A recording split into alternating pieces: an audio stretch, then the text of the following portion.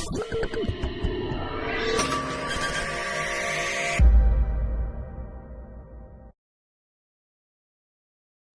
Aisyah ini nanti menjadi pelopor, untuk pengasuhan positif bagi anak-anaknya. Baik, slide berikutnya. Keluarga ya Bu, kalau itu nggak usah dijelaskan lah, keluarga itu terbentuk dari perkawinan seorang pria dan seorang wanita yang mempunyai tujuan hidup yang sama untuk menciptakan kebahagiaan, kesejahteraan, ketentraman bagi semua anggota yang ada di keluarganya. Saya boleh berdiri nggak sih Bu? Yang saya katakan tadi, kita siap menikah, tapi kita tidak siap membentuk keluarga, kita tidak siap jadi ibu. Nah ini, jadi itu harus kita samakan. Karena kalau kita mau bahagia, mau sejahtera, mau tentram, itu kita harus punya tujuan yang sama.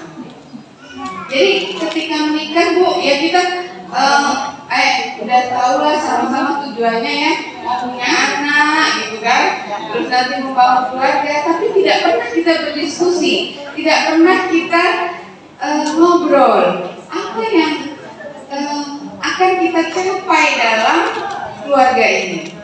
Nah nanti kita harus seperti itu, harus kita tujuannya apa ketika kita menikah. Nah ternyata Bu ya gini, selama ini dalam mendidik keluarga ya, itu banyak peran ibu. Padahal pada dasarnya ya, keluarga itu dibentuk oleh seorang wanita dan perempuan. Kemudian ketika tujuan menikah, satulah yang mungkin mau punya anak, ya nggak Bu? Nah, pada prosesnya itu untuk punya anak itu harus terjadi pembuahan antara sel telur dan sperma. Ini bukan bicara yang ini ya Bu, ini ilmiah ya bicara yang sel telur dan sperma itu pada saat terjadi pembuahan siapa yang bergerak cepat? Sperma ya.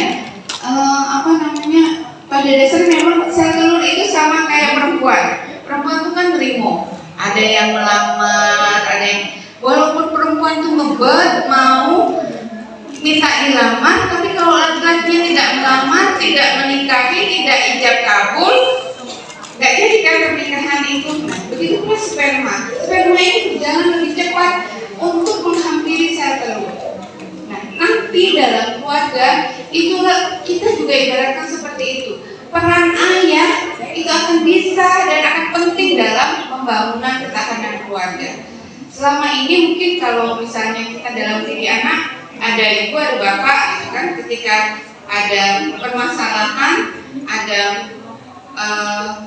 minta sesuatu, kata bapaknya, ibu urus sono kayak anakmu, gitu nggak Bu? Benar kan?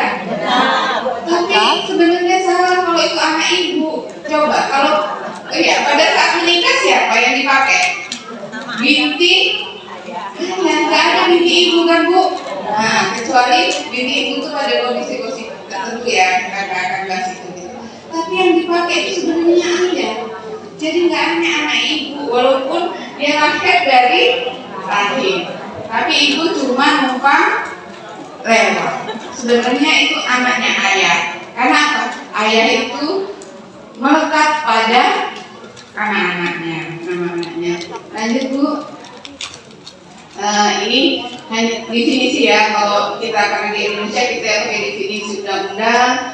Jadi keluarga yang berkualitas adalah keluarga yang dibentuk berdasarkan pernikahan yang sah, ya, sejahtera, sehat, maju, mandiri, memiliki jumlah anak yang ideal, berwawasan ke depan, bertanggung jawab, harmonis dan bertakwa kepada Tuhan Yang Maha Esa.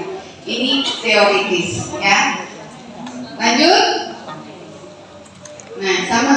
Kalau ketahanan keluarga ini apa? Jadi keluarga yang memiliki keuletan dan ketangguhan, mengandung kemampuan fisik, materi, guna untuk mandiri dan mengembangkan dirinya. Itu punya ketahanan yang ulet.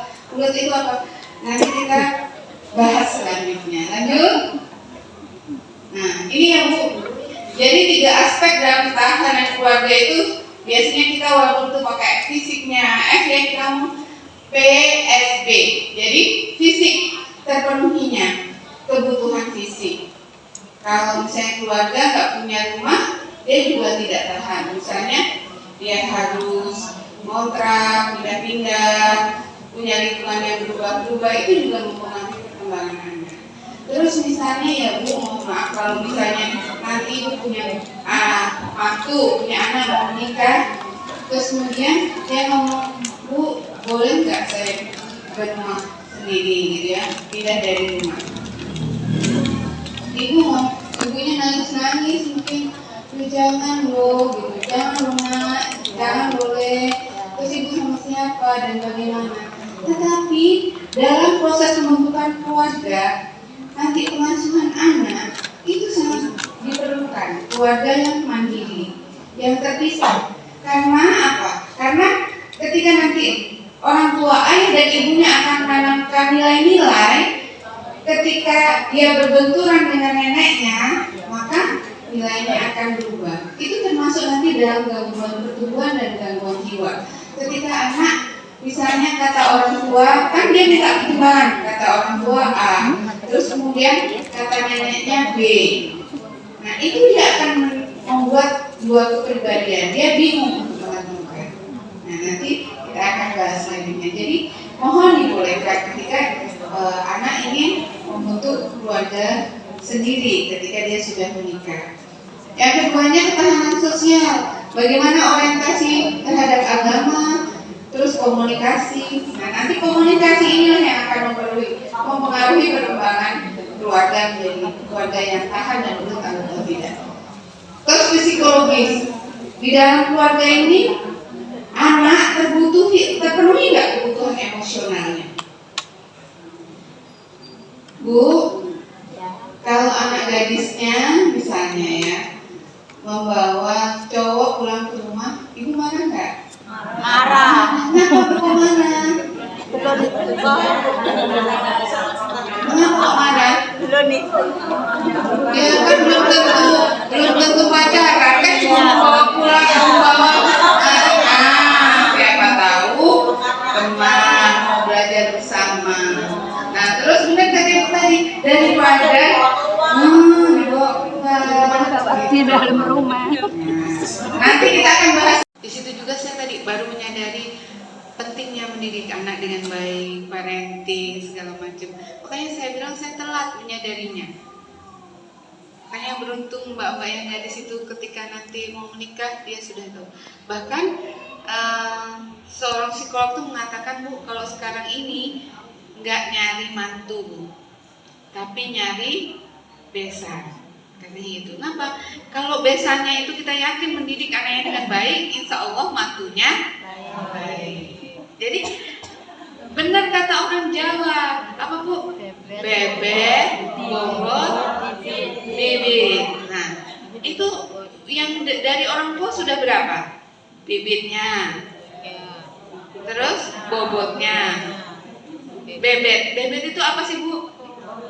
Hah? Nah ya itu gitu. Kalau yang nasab ya Bu ya, nah nasabnya. Jadi memang ternyata filsafat dahulu itu benar. Kita saja yang tidak menyadari. Bu, sekarang ini zamannya zaman merdeka. Kalau milih suami, ibu nggak usah ikut-ikut. Itu hak saya milih suami, gitu kan? Nah, ternyata itu harus kita tanamkan lagi untuk memilih bebek, bobot, dan bibit kepada anak kita. Karena tadi ternyata nggak milih mantu, tapi milih maksudnya bukan. Tapi besan itu kan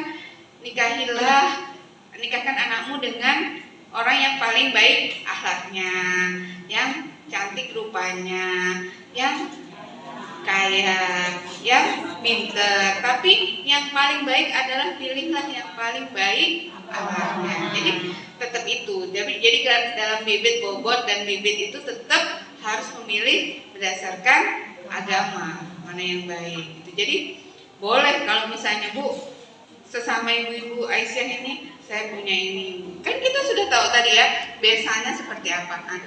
Ya memang sih gitu tetap ditanyakan. Anaknya mau nggak ya Bu? Ya wes kita temukan. Kalau anaknya mau monggo gitu kan. Jadi tetap harus ditanamkan gitu, menumbuhkan tumbuh kembang anak. Nah, tadi dengan kasih sayang, insya Allah ya Bu, kita semua mendidik anak itu tujuannya karena kasih sayang. Tapi karena ketidaktahuan kita, sering kita melakukannya. Tadi ya, misalnya kita melakukan bullying terhadap anak kita, gitu ya. Karena itu tadi. Yang keduanya, pendekatan yang mengedepankan penghargaan, pemenuhan dan perlindungan anak untuk kepentingan terbaik anak. Ini kepentingan terbaik anak itu seperti apa Bu? Kalau dalam ini anak itu punya 4 hak. Pertama hak hidup, terus kemudian hak tumbuh kembang, terus hak partisipasi. Nah, hak partisipasi itu seperti apa? Jadi kalau misalnya kita mau memutuskan sesuatu, kita tanya anak kita mau kayak mana, harus bagaimana gitu ya. Upaya untuk memberikan lingkungan yang bersahabat dan ramah sehingga anak dapat tumbuh dan berkembang lebih baik. Nah, tumbuh kembangnya lebih baik. Dia lingkungannya itu harus kita jaga. Lanjut. Ini, lanjut Bu. Meningkatkan kualitas interaksi anak dengan orang tua. Jadi kita harus meningkatkan kualitas anak dengan orang tua. Walaupun misalnya ibunya bekerja, kita harus punya waktu-waktu tertentu untuk membuat kita dekat dengan anak kita.